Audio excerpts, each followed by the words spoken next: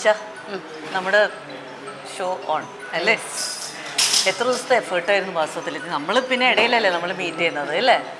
Okay, അപ്പോൾ എത്ര ദിവസത്തെ എഫേർട്ടായിരുന്നു? ഞാനിപ്പോൾ വർക്കുമായിട്ട് വന്നതിപ്പോൾ ഒരു വൺ മന്ത് അഗോ അല്ലേ? അതിന് മുമ്പ് കുറച്ചൊക്കെ അയച്ചിരുന്നു. പക്ഷെ ആക്ച്വലി ഇത് എത്ര ദിവസത്തെ എഫേർട്ടാണ് ശരിക്കും പറഞ്ഞാൽ? ഞാനൊരു എക്സിബിഷൻ ആദ്യം ആലോചിച്ചിട്ടുണ്ടായിരുന്നു. ഓക്കെ, പിന്നെയാണ് ഇത് ഗ്രാൻഡ് കിട്ടിക്കഴിഞ്ഞപ്പം ഈ മറ്റേ എക്സിബിഷൻ മാറ്റി വെച്ചിട്ട് ഈ ഗ്രാൻഡ് ഷോയ്ക്ക് മാറ്റി വെച്ചതാണ്. ഓക്കെ, അപ്പോൾ ഞാനൊരു 2 വർഷമായിട്ട് വരച്ചോണ്ടിരിക്കുന്ന ചിത്രങ്ങൾ. ഓ, പിന്നെ നമ്മൾ ആക്ച്വലി മീറ്റ് ചെയ്തത് അവിടെ നമ്മുടെ കാസർഗോഡ് ക്യാമ്പ് അല്ലേ? ആ വിമൻസ് ക്യാമ്പ്, അത് അൺഫർഗറ്റബിൾ ആയിരുന്നു. എനിക്ക് മറക്കാൻ പറ്റാത്ത നിങ്ങളുടെ പ്രസൻറ്റേഷൻ ആയിരുന്നു. നിങ്ങളുടെ പ്രസൻറ്റേഷനും പിന്നെ നിങ്ങൾ ചെയ്യുന്ന ഈ നിങ്ങളുടെ വർക്കിനകത്തുള്ള ഒരു പ്രകൃതിയുടെയും അതുപോലത്തെ സ്ത്രീകളുടെ ഒരു സാന്നിധ്യമാണ് എന്നെ ഭയങ്കരമായിട്ട് മൂവ് ചെയ്തത്. അപ്പോൾ അത് നിഷയുടെ ഈ ലോകം പിന്നെയാണ് എനിക്ക് മനസ്സിലായത്. ഈ മലപ്പുറത്തിൻ്റെ ഇത് നാച്ചുറൽ ടെറീൻസ് ആണല്ലേ? യെസ്, മലപ്പുറത്തുള്ളത് ഞാൻ അത്രയും ഒരു നാട്ടുമ്പുറത്ത് ജീവിച്ച് വളർന്ന ഒരാളാണ്. ഓക്കെ, അപ്പോൾ ഞങ്ങള് ഭൂപ്രകൃതി തന്നെ അങ്ങനെയാണ്, ഒരു പ്രത്യേക ലാൻഡ്സ്കേപ്പ്.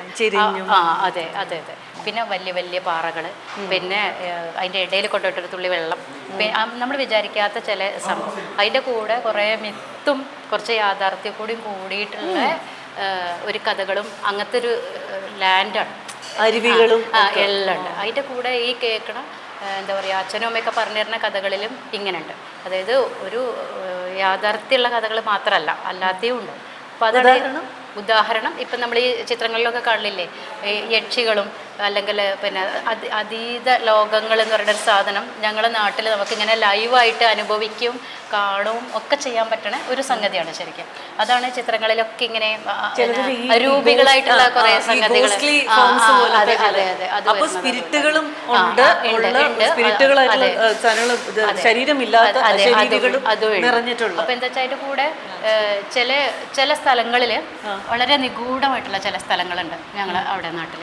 അപ്പോൾ അവിടെയൊക്കെ ആൾക്കാർ ഇങ്ങനെ പറഞ്ഞ് നിർത്തി വെക്കും, അവിടെ പോകാൻ പാടില്ല, അവിടെ അങ്ങനെ ഇതുണ്ട്. പണ്ടത്തെ ഒരു തകർന്ന അമ്പലത്തിൻ്റെ ഇതാണ്, അവിടെ രാത്രിയായി കഴിഞ്ഞാൽ ഇവരെ മറ്റേ ശക്തികളുടെ സഞ്ചാരമുണ്ട് എന്നൊക്കെ പറഞ്ഞിട്ട് കുറേ സംഗതികൾ. അതെ അതെ. അപ്പോൾ അത് കുറേ ഇങ്ങനത്തെയൊക്കെ സംഗതികൾ കൂടി. ഇതൊക്കെ ഒരു വാക്ക് കൊണ്ടുള്ളതിനെക്കാട്ടും കൂടുതൽ ഒരു വിഷ്വലായിട്ടുള്ള സംഭവമായിട്ടാണ് എൻ്റെ തലയിൽ കയറിയിട്ടുള്ള സംഭവങ്ങൾ. അതാണ് ഇത്രയും കാലത്തിന് ശേഷം നമ്മൾ വരയ്ക്കുമ്പോഴും ഇങ്ങനത്തെ കാര്യങ്ങളെല്ലാം കൂടി ചേർത്തിട്ടുള്ള ചിത്രമായിട്ട് വരാൻ കാരണം അതാണ്. അങ്ങനെ ഒരു സംഭവം. ശരിക്കും ഇതിനകത്ത് ഒന്ന് നിങ്ങളുടെ മറ്റേ പാറക്കെട്ടുകളിലെ ആൾക്കാരുടെ എഴുതിയ ലിഖിതങ്ങൾ, എനിക്ക് മറ്റേ ഇവരുടെ പായൽക്കപ്പടിയുടെ ഓർഡിനറി സ്ലൈറ്റ് കണ്ടിട്ടുണ്ടോ? കണ്ടിട്ടുണ്ട്. അതിനകത്ത് അവസാനത്തെ മറ്റേ വെളിച്ചത്തിന്റെ ഇങ്ങനെ ആ പ്രതലം മുഴുവൻ ഇങ്ങനെ കോറിയിട്ടുള്ള ഗ്രാഫിറ്റി പ്രണയങ്ങളുടെ, അത് ചിലപ്പോൾ ഒരിക്കലും നടക്കാൻ പോകാത്ത പ്രണയങ്ങളായിരിക്കും. പക്ഷെ അങ്ങനത്തെ ഒരു ലെയർ സാധനം, പിന്നെ ഈ ലാൻഡ്സ്കേപ്പിന്റെ ഈ സാധനം, പിന്നെ ഈ ലാൻഡ്സ്കേപ്പിനകത്ത് ഈ സ്പിരിറ്റ്സ് പോലെ നമുക്ക് ഫീൽ ചെയ്യുന്ന സാധനം, പിന്നെ നിങ്ങളുടെ വർക്ക് അങ്ങോട്ട് പോകുന്തോറും അത് കൂടുതൽ വേറെ രീതിയിൽ പ്രകടമായി വരുന്നത്. എപ്പോഴും ഈ ഒരു സ്പിരിറ്റ് വേൾഡിൽ നിന്ന പോലത്തെ ഒരു സാന്നിധ്യമുണ്ട്. പിന്നെ ഒരു മ്യൂസിക്, അതിനകത്ത് മ്യൂസിക് നമുക്ക് പെയിന്റ് ചെയ്യാൻ പറ്റില്ല, പക്ഷെ ഒരു മ്യൂസിക്കിന്റെ അല്ലെങ്കിൽ അങ്ങനത്തെ ഒരു ഫീലും എനിക്ക് തോന്നിയിട്ടുണ്ട്. അങ്ങനത്തെ ഒരു അതെങ്ങനെയാ വെച്ചാൽ അത്രയും സൈലൻ്റാണ് ഞങ്ങളെ നാട്. ചീവീടുകളില്ലാത്തൊരു സ്ഥലമാണ്, ചീവീടുകളില്ല. അപ്പം എന്താ സംഭവം എന്ന് വെച്ചാൽ നമ്മൾ സൈലൻ്റ് ആവുക എന്ന് പറഞ്ഞാൽ പരിപൂർണമായിട്ടുള്ളൊരു സൈലൻ്റാണ് നാട്ടിലുള്ളത്. ഇപ്പം കുറേ മാറി കേട്ടോ, ഇപ്പം കുറേ കാലം വന്നത് ഇതിനനുസരിച്ച് കുറേ മാറി. പക്ഷേ അങ്ങനെ അത്രയും സൈലൻ്റ് ആയിട്ടുള്ളൊരു സ്ഥലത്തിൽ നമ്മൾ കേൾക്കണ ഒരു സംഗീതമുണ്ട്. ഒരുപാട് സൈലൻ്റ് ആകുമ്പോൾ ഉണ്ടാവുന്ന ഒരു സംഗീതം. ആ സംഗീതം തലയിൽ നമ്മളെ മനസ്സിൽ കിടക്കൂലേ, എത്രയായാലും ഉണ്ടാവില്ലേ. പിന്നെ കാട് എന്ന് പറയുന്നത് അത്രയും എന്താ പറയുക, ഞാനൊരു കാട്ടിലേക്ക് തിരിച്ചു പോകാൻ ആഗ്രഹിക്കുന്ന ഉള്ള ഒരാളാണ്. അങ്ങനെ അത്രയും ഉണ്ട്, അങ്ങനെയുള്ളൊരിത്. എനിക്ക് ആ കാടിൻ്റെ എല്ലാ വന്യതയും കൂടിയിട്ടാണ് ഞാൻ ഇഷ്ടപ്പെടുന്നത്. അതിലുള്ള ജീവികൾ, അതിലുള്ള മൊത്തത്തിലുള്ള കാടിൻ്റെ ഉള്ളിലൊരു കാടുണ്ട്. അങ്ങനെയുള്ളൊരു അതാണ് ഈ ചിത്രങ്ങളിൽ മുഴുവൻ ഈ ലാൻഡ്സ്കേപ്പ് എപ്പോഴും അങ്ങനെ വരുന്നത്. പിന്നെ വേറൊരു കാര്യം എനിക്ക് ഫീൽ ചെയ്തിട്ടുള്ളതെന്ന് വെച്ചാൽ സ്ത്രീ ശരീരങ്ങൾ നിങ്ങൾ ഇതിനകത്ത് സ്ത്രീകളൊക്കെ അവരുടെ തന്നെ സ്പേസിൽ നിൽക്കുന്ന പോലെയാണ്. അതെ, അവർക്ക് എന്ന് വെച്ചാൽ നിർഭയത്വത്തിന്റെ ഒരു സ്പേസ്, റോ ആയിട്ടുള്ള ഒരു സ്പേസ്, ഒരു എന്താ പറയുക, വളരെ സെൻഷ്വസ് ആയിട്ട്, എന്നാൽ ആർക്കും വേണ്ടിയിട്ട് അവർ പെർഫോം ചെയ്യുന്ന ഒരു തരത്തിലുള്ള ഒരു അട്രാക്ട് ചെയ്യാനായിട്ടുള്ള പരിപാടി ഒന്നുമില്ല. ഞാൻ എൻ്റെ ശരീരം അല്ലെങ്കിൽ ഞാനെന്ന് പറഞ്ഞാൽ അതൊരു ഒറ്റയാളല്ല, അതൊരു പ്രകൃതിയുടെ മൊത്തം ശരീരം എന്ന് പറയുന്ന ആ ഒരു സാധനത്തിന് നിൽപ്പ് പല സ്റ്റേജസ് ഓഫ്, ചിലപ്പോൾ വസ്ത്രം ഉണ്ടാവില്ല, ചിലപ്പോൾ പകുതി വസ്ത്രമായിരിക്കും. അതുപോലെ തന്നെ ആൾക്കാർ തമ്മിലുള്ള പ്രണയങ്ങൾ, കാമം മുതലായിട്ടുള്ള സാധനങ്ങൾ വളരെ സിമ്പിളായിട്ടും, അതുപോലെ തന്നെ അതിൻ്റെ ഒപ്പം തന്നെ ചിലപ്പോൾ മേറ്റ് ചെയ്യുന്ന 2 നായ്ക്കളുണ്ടാവും അവിടെ. ഇതുപോലെ അങ്ങനത്തെ ഒരു കാര്യത്തിന് ഒരു എന്താ പറയുക, ഒരു മറയില്ലായ്മയായിട്ടുള്ള ഒരു, നിങ്ങളിപ്പോൾ പറഞ്ഞില്ലേ കാടിൻ്റെ ഉള്ളിലൊരു കാടെന്ന പോലെ ഒരു സെൻഷ്വസ് ആയിട്ടുള്ള ഒരു ഇന്നസെൻസ് എന്ന് പറഞ്ഞിട്ടുള്ള ഒരു ലോകവും കൂടി അത് ഫീൽ ചെയ്യുന്നുണ്ട്. അതെ അതെ അതെ അത് അങ്ങനെ തന്നെയാണ്. കാരണം എന്താ വെച്ചാൽ എനിക്ക് വിലക്കുകളില്ലാത്തൊരു ലോകം സത്യം പറഞ്ഞാൽ എൻ്റെ ഒരു സ്വപ്നമാണ്. ഒരു തരത്തിൽ അതെ അതെ ലവിങ് ആയിട്ടുള്ള ഒരു സ്ഥലം. അപ്പോൾ അവിടെ ജീവിക്കുക എന്നുള്ള, അപ്പോൾ ഈ നിയമങ്ങൾ കുറേ റൂൾസുകളൊക്കെ നമ്മളിങ്ങനെ ഉണ്ടാക്കിയെടുക്കണം, കുറേ ഉണ്ടല്ലോ, അത് പാടില്ല ഇത് പാടില്ല അങ്ങനെ പാടില്ല. സ്ത്രീകൾ പെൺകുട്ടികളാകുമ്പോൾ ഞാനൊക്കെ 5ാം ക്ലാസ്സിൽ പഠിക്കുന്ന വരെയും പാവാട മാത്രം ഇട്ട് നടന്ന ഒരാളാണ്. ഞാൻ പറഞ്ഞില്ലേ നാട്ടുമ്പറാണ്, ആരും കാണാനില്ല അന്ന്. വീഡിയോയും മറ്റേ ഇതൊന്നും എടുത്ത് അപ്ലോഡ് ചെയ്യാനൊന്നും ആരും ഇല്ലല്ലോ, ആരും കാണാനില്ല. അപ്പോൾ അപ്പുറത്തുള്ള ആൾക്കാർ വീട്ടിലത്തെ ചേച്ചിമാരും ഏട്ടന്മാരും വരെ ഒരു പായിട്ടൂടെ എന്നൊക്കെ ചോദിക്കുന്ന ഒരു അവസ്ഥയിൽ ഞാൻ 5ാം ക്ലാസ്, ഇപ്പോഴത്തെ 5ാം ക്ലാസ് കുട്ടികളെ അങ്ങനെ സങ്കല്പിക്കാൻ പറ്റുമോ നമുക്ക്? ഫുൾ പാവാട, അതെ, ഇങ്ങനെ മുട്ടുവരെയുള്ള പാവാടയും ടോപ്പില്ലാതെ ഇല്ലാതൊക്കെ അങ്ങനെയാണ്, അങ്ങനെ നടക്കുന്ന ഒരു ഇതുണ്ടായിരുന്നു. അപ്പോൾ ഈ നടത്തൊക്കെ അന്ന് ഞാൻ അനുഭവിക്കുന്ന ഒരു സ്വാതന്ത്ര്യം ഉണ്ടല്ലോ ഇവരൊക്കെ. പിന്നെ നമ്മൾ വലുതായി കഴിയുമ്പോൾ അതാണ് ഷെമ്മിയൊക്കെ 8ാം ക്ലാസ്സിൽ 9 അപ്പോഴുള്ള അപ്പോൾ അങ്ങനെയൊക്കെയുള്ള ഒരു കാലത്താണ് നമ്മൾ ആ ഒരു ലോകം ഉണ്ടല്ലോ. അന്ന് ഞാൻ അനുഭവിക്കുന്ന കുറച്ച് വേറൊരു തരം സ്വാതന്ത്ര്യമുണ്ട്. ഉച്ചയ്ക്കൊക്കെ നമ്മളിങ്ങനെ ചേച്ചിമാരുടെ കൂടെ ഞങ്ങളിങ്ങനെ പോകും, തോടിൻ്റെ പക്കത്ത് കൂടെയൊക്കെ പോയി കണ്ണ് കണ്ട കായകൾ മുഴുവൻ പറിച്ചു തിന്ന് ഞങ്ങൾ നടക്കണ ഒരു രീതിയുണ്ട്. ആ സ്വാതന്ത്ര്യം ഇപ്പം നമ്മൾ കല്യാണം കഴിഞ്ഞു, അല്ലെങ്കിൽ കുട്ടിയായി, നമ്മൾ അമ്മയായി, ഭാര്യയായി, വേറെ റോളൊക്കെ കിട്ടിയാലും നമ്മളെ ഉള്ളിലുണ്ടാവുന്ന ആ ഒരു കുട്ടിയും ആ ഒരു പെൺകുട്ടി ഓടിക്കളിക്കുന്ന ഒരു പ്രകൃതിയുടെ ഒപ്പം അതേ ഒരു അനുഭവിച്ചുകൊണ്ട് ആരോടും പ്രത്യേകിച്ച് ഒന്നും പറയേണ്ടി വരാതെ രീതിയിൽ കിട്ടുന്ന ചില എന്താ പറയാ ഒരു തരത്തിലുള്ള മാസ്മരികമായിട്ടുള്ള അതെ അതെ അതെ അതെ അത് വേറൊരു അത് എനിക്ക് വരയ്ക്കുമ്പോൾ എല്ലാവരും പറയില്ലേ വര ഒരു പെയിനാണെന്ന് പറയില്ലേ, എനിക്ക് നേരെ തിരിച്ചാ. എനിക്ക് വരയ്ക്കുമ്പോൾ ഞാൻ അനുഭവിക്കുന്നത് ശരിക്കും ഒരു ഇങ്ങനെ ഞാൻ ഇങ്ങനെ നമ്മൾ ഈ എന്താ പറയുക ഓരോന്നായിട്ട് ഇങ്ങനെ അഴിഞ്ഞഴിഞ്ഞ് പോകുമ്പോൾ ഉണ്ടാവണ നമ്മളുണ്ടാവില്ലേ, നമ്മളെ ഓരോ പുറമേക്കുള്ള സംഭവം മാത്രമല്ല ഉള്ളിന്നും ഓരോ സാധനങ്ങളായിട്ട്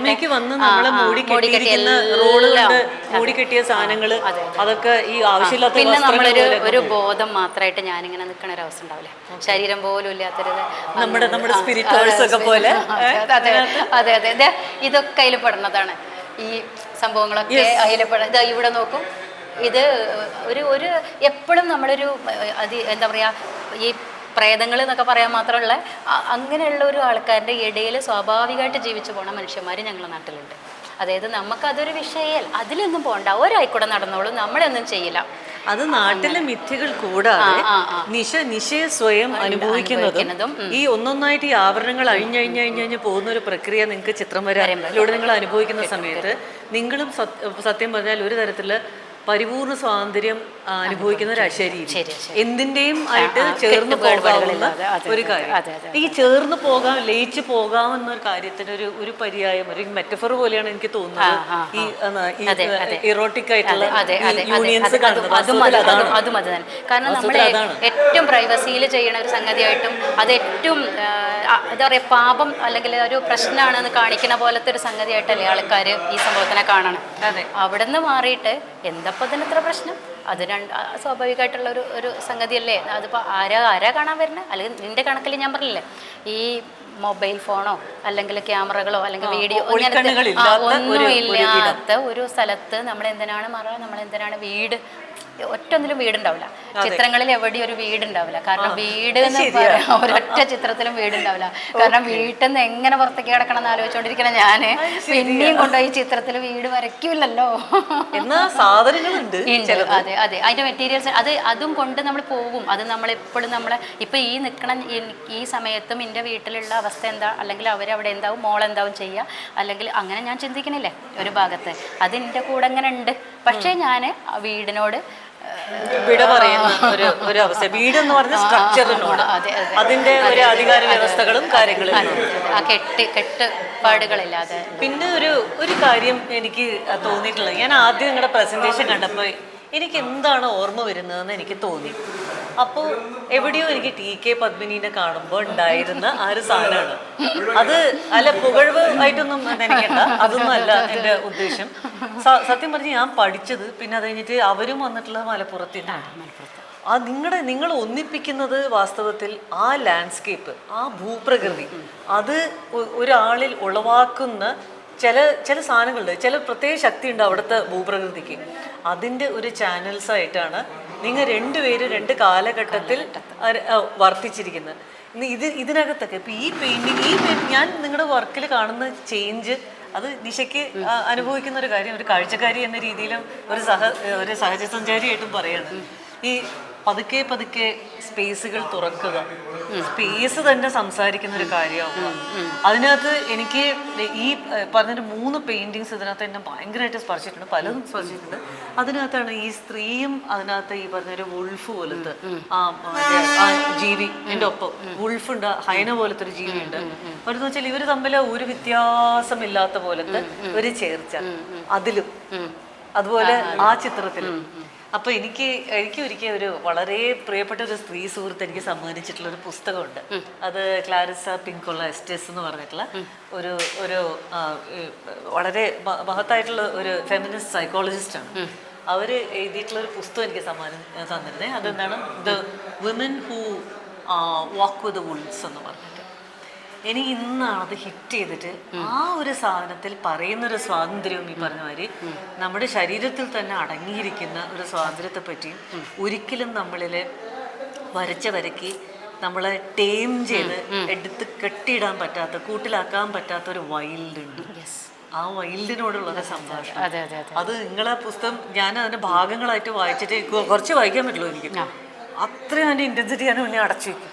അതിന് എപ്പോഴും തരണം, കാരണം അറിയാതെ നിങ്ങളുടെ സ്പിരിറ്റ് സംസാരിക്കുന്നത് അത് തന്നെയാണ് സത്യമായിട്ടും. എന്തുകൊണ്ടാണ് ഉൾപ്പെടുത്തത്? ഏറ്റവും ഭീകരമായിട്ട് ഡേഞ്ചർ ആയിട്ടുള്ള ഒരു അനിമൽ അല്ലേ എന്നാണ് കരുതപ്പെടുന്നത്. അങ്ങനെയാണല്ലോ കരുതണത് നായ്ക്കളുടെ ഫാമിലിയിൽ. പക്ഷെ അതിനെ നമ്മൾ കാണുമ്പോൾ ഒരു ചെന്നായ എന്ന് പറയുമ്പോൾ മനുഷ്യരിനേക്കാൾ ചില ദുഷ്ട മനുഷ്യരിനെ നമ്മൾ പ്രത്യേകമായിട്ട് ചെന്നായ എന്നുള്ള രീതിയിൽ പറയില്ലേ?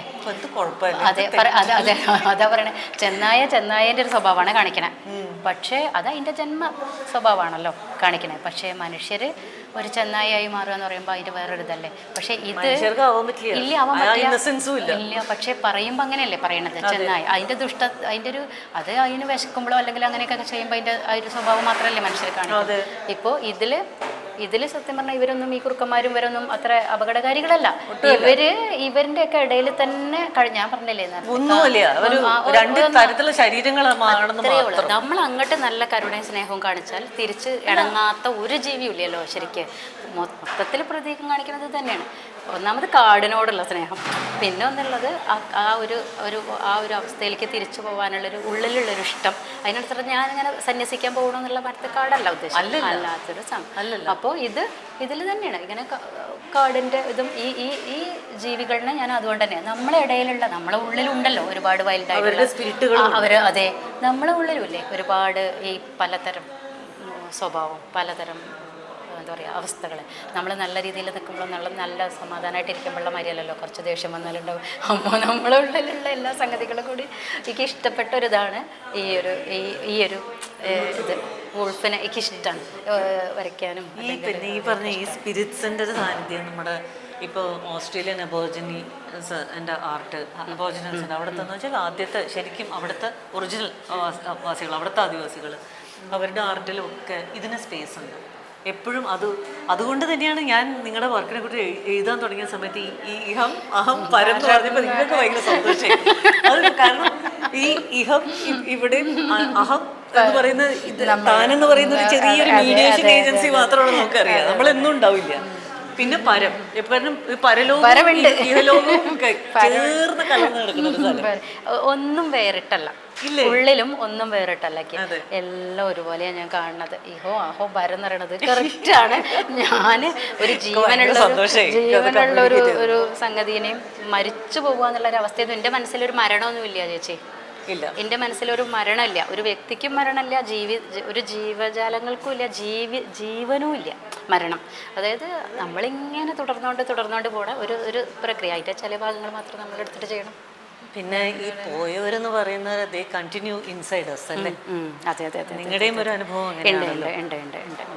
ഏറ്റവും പ്രിയപ്പെട്ട ഒരു മനുഷ്യൻ, നിങ്ങളുടെ മെന്ററായിട്ട് നിന്നിരുന്ന ഒരു മനുഷ്യൻ വിട്ടുപോയതൊക്കെ ഭയങ്കര ഇല്ല, മനസ്സിലായി.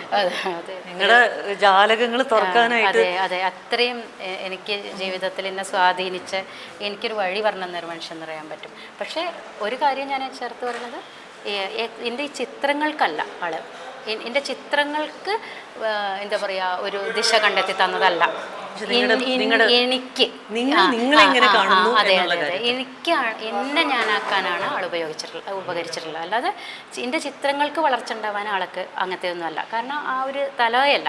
പക്ഷേ എനിക്ക് കോൺഫിഡൻസ് ഉണ്ടാവാനും അല്ലെങ്കിൽ ഞാനൊരു വ്യക്തി ഭൂമിക്ക് ആവശ്യമാണെന്ന് കാണിക്കാനും അതെനിക്ക് മനസ്സിലാക്കി തന്ന ഒരാളാണ്. മറ്റത് ഞാൻ വേണ്ടാത്ത ഒരാളെന്നുള്ള മാതിരി ചിന്തിക്കുന്ന ഒരാളായിരുന്നു.